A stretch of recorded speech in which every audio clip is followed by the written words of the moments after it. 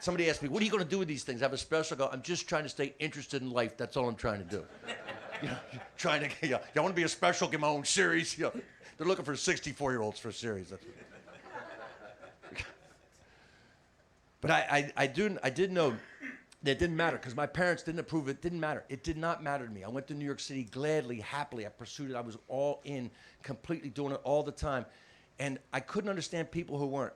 I remember I met this young guy, and again, I was young. I was 24. I moved up to New York City, and I met this guy. And he was in college, and he came to the improvisation, and he said, "I can get you college gigs. I book colleges. I know all the guys that book the colleges, the university, New York University system, the SUNY system."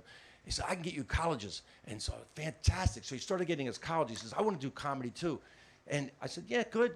And he'd be like the opener. And my ex-wife and I, Carol Leifer and Steve Middleman, and I'd rotate other comics, and we'd go work all these SUNY, Binghamton, all these colleges, and he was getting them. And he'd come hang out with us down where I lived in Lower East Village. And it was like a really funky place that I had. And he'd come hang out. I had a sense that he had money. And then one day he said, "You got it." He said, I got the rental car. He said, "Pick me up on the way." He'd usually come into Manhattan, and so I'm up in the Westchester County. I'd never been there before, and we drive up to his place.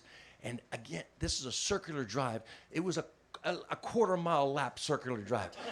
I'd never been to a house that was on this much land. You know, this was the driveway. We drive into place, and then we were greeted at the door by uniformed servants. There were uniformed servants, and I was like just impressed. We go into his room. And I had this funky little stereo. He had like this Bang & Olufsen. This is a college kid. He had a refrigerator in his room, like a refrigerator in his room. He had like just money. I just said money everywhere. And he said, and he finally opened up and he said, we were driving. He said, "You know, my parents, they want me to go to my dad's business." He never said what his dad's business was, but you knew it was something. It was something. He said, "They expect me to graduate and go into my dad's business. And they said if I do that, they'd buy me a brand new BMW." And I was kind of like, "What's a BMW?" Or BMW, what's a BMW? It's like, "Oh, it's a German car." "Oh, okay, yeah, okay." That's how like blue collar, I was like completely lost. He says, "Yeah, they'll buy me a brand new," and I said, "Yeah, okay." I go, why would he even consider that? I mean, it wasn't even a thought, like, you're gonna do comedy, you're not gonna do anything else. And he says, "Yeah, my parents are really, really fighting. I feel guilty even doing this. I should be studying just to graduate." And then one day, he had me come pick him up. And we pulled into the driveway, and we're sitting waiting for him to come out, and his mother came out first. And his mother came out, and again, this is the middle of the day, and it was like, all I could think was June Cleaver. I know this is an old reference, but I mean, literally, pearls, evening dress, daytime, made up. She came out, she walked in front of the car, just stood there and looked at us for a second, just stared at us, man.